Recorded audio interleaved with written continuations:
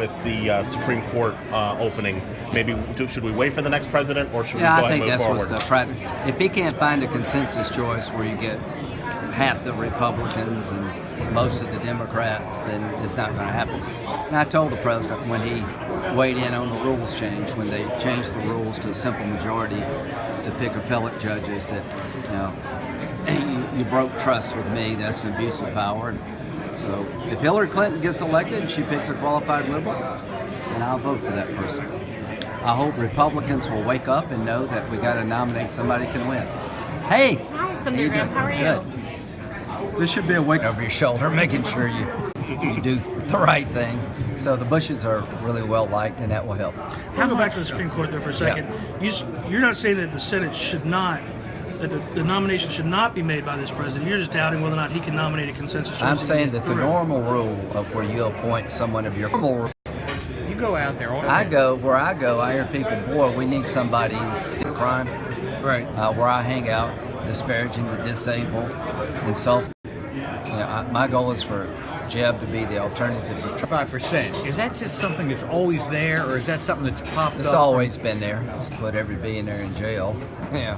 What's driving that? There would be no Bernie without this movement in the country that the system is rigged. Been there, or is that a phenomenon? It's always been there, but no one's played it like he has. Very few people openly say that they think presidents will say that most illegal immigrants are rapists and drug dealers. Very few people mock the disabled. Very few people. This is a ideological purist.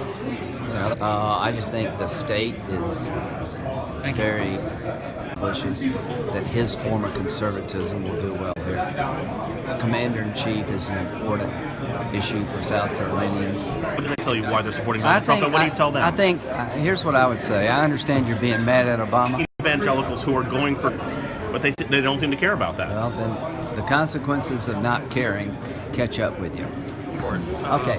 Can Republicans actually lock a nominee for a year without paying a big political price? I will vote for that person. The normal rule that I've lived by, that you vote for qualified people, said that more than I have. I voted for Sotomayor and Kagan, Alito and Roberts. Qualified.